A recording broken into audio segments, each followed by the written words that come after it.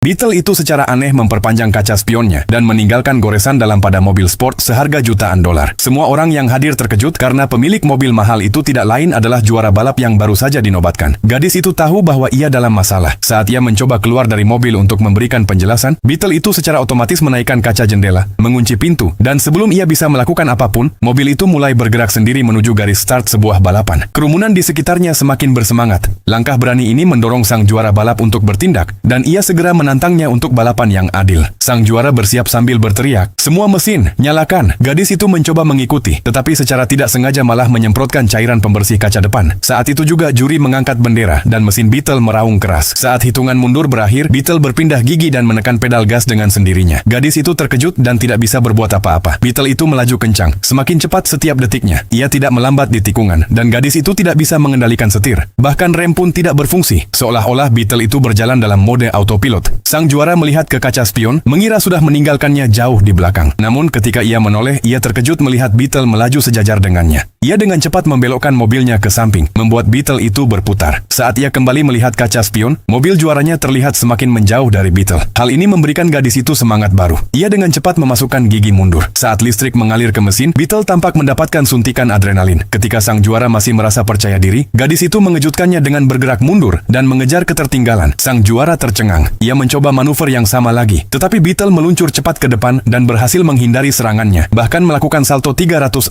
derajat. Kemudian gadis itu mengganti gigi dan membiarkan mobil mengambil alih kendali. Setelah melewati 2 tikungan tajam, ia kembali menyusul sang juara. Namun saat kedua mobil mendekati garis finish, serangkaian rintangan tiba-tiba muncul di depan mereka. Gadis itu ketakutan memejamkan mata. Namun yang mengejutkannya, Beetle justru menabrak pagar pembatas di pinggir jalan. Dengan keempat rodanya melayang di udara, mobil itu meluncur hingga mencapai garis finish. Saat Beetle mendarat kembali, ia melewati garis finish dengan keunggulan 0,01 meter, memenangkan balapan. Gadis itu entah bagaimana berhasil memenangkan lomba. Sang juara tidak bisa mempercayainya, dan bahkan teman-temannya pun terkejut. Mereka sama sekali tidak tahu bahwa Beetle yang mengemudikan dirinya sendiri selama seluruh balapan.